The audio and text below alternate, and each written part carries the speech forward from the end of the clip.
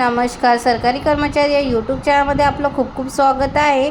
सरकारी कर्मचाऱ्यांना निवृत्ती वेतनबाबत आत्ताची मोठी बातमी. चला तर याबाबतची सविस्तर माहिती पुढीलप्रमाणे पाहूया. तत्पूर्वी चॅनलला सबस्क्राईब केलं नसेल तर चॅनलला सबस्क्राईब करायला विसरू नका.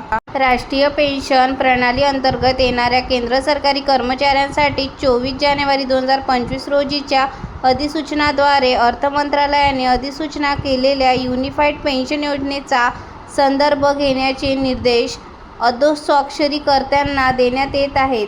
यानुसार असे सूचित करण्यात आले आहे की यूपीएसचा पर्याय निवडलेल्या सर्व केंद्र सरकारी कर्मचाऱ्यांना यूपीएसवरून एनपीएसमध्ये एक वेळ स्विच करण्याची सुविधा उपलब्ध करून दिली जाईल.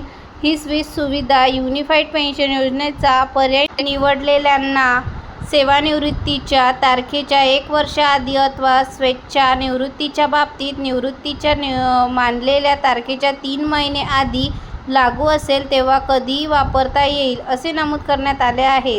तसेच राजीनामा व नियम 56 च्या प्रकरणांमध्ये आवश्यकतेनुसार किरकोळ बदलासह अशाच तरतुदी केल्या जातील असे नमूद करण्यात आले आहे.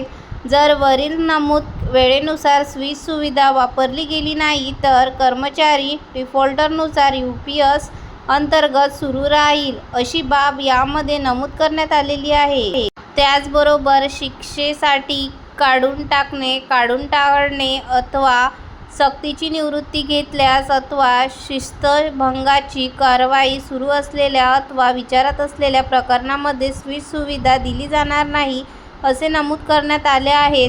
तसेच स्विच सुविधा उपलब्ध झाल्याच्या नंतर पीएफआरडीए नियम अंतर्गत संबंधित कर्मचारी हे खात्रीशीर पेमेंट व यूपीएस लाभासाठी पात्र राहणार नाही.